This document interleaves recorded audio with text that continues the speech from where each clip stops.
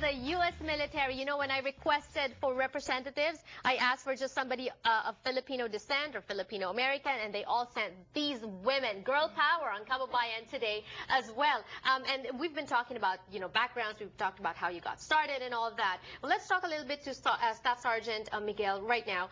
In the U.S. Air Force, earlier with Lieutenant Jamie Ann Williams talked to us about her experiences in the Navy, and of course, Sergeant First Class Melanie Williams also talked about her experience. What about you? Yung experience mo sa U.S. Army.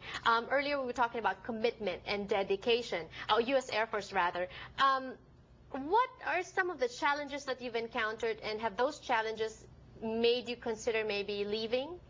Not necessarily leaving, but it give that question in my mind. Should I stay in? I had a couple deployments, and the most recent deployment I had was in Kuwait. Okay. We had not supported. Easy there as well. It wasn't easy because we were doing the dignified transfer.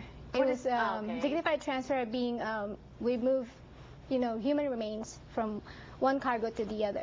And if you see all the casket covered in U.S. flag, it will draw your life out of your you know, out of your mind, and you would think, oh, all these people have died. And it doesn't respect age. The most recent that I've seen was a Marine. He's only 18, and you look at him in the casket, he's a kid. He's just a child. Right. But seeing that, I said, is it worth it? I mean, for all these people to stay in. Because it must be traumatic for you as well. Yes. Because you're seeing all this. Yes. Yeah. And so, and also the dignified transfer doesn't come in scheduled. Okay. They come in whenever the military flight can get there. Okay. And it comes with cargo, with people.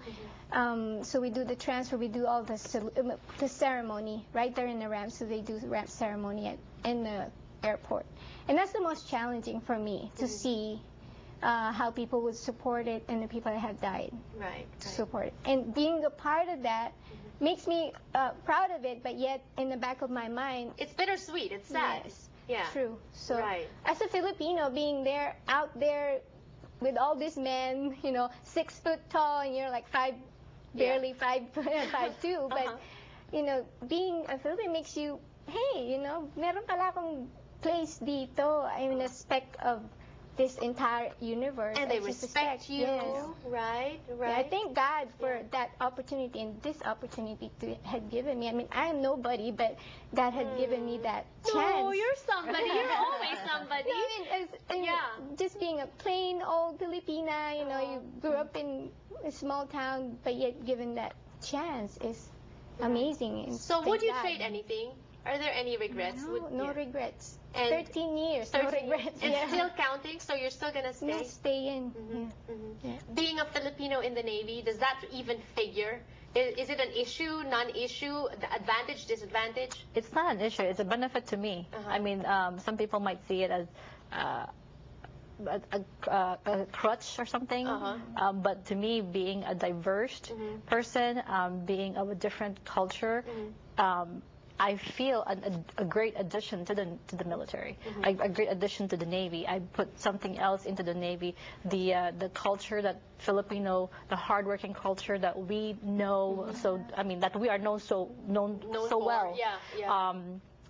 I bring that to it. I bring it to the table, and I show that to my subordinates, to my sailors. So I think it's an addition. I mean, it's a benefit. Good representing for us Filipinos. What about being a Filipino and defending the U.S., which is a different country? Do you ever think about, you know, the Philippines is, you know, a poor country, developing, but yes, still poor. So many poor people need our help. Yeah. Yeah. Do you ever think about that? Or are you just happy that you're representing? I'm happy that I'm representing. I do think about the Philippines all the time, but I am a U.S. soldier, so my loyalty is not divided, but I am representing the United States Army, so... That is so nice to hear. That is, I am a U.S. soldier. Wow. It's parang kinilabutan ako doon. What's the best thing about being in the U.S. Army? It's day in, day out, you make a difference, just by wearing the uniform, so... Go Army strong. Thing, yeah. Army strong. What's the best thing about being in the U.S. Navy? the experience that it has given me, the different opportunities that it has opened for me, the different trainings that makes me a better person, a knowledged person. It's the best. And what's the best thing about being in the U.S. Air Force? I want to enumerate, but it's too long. 30 seconds lang.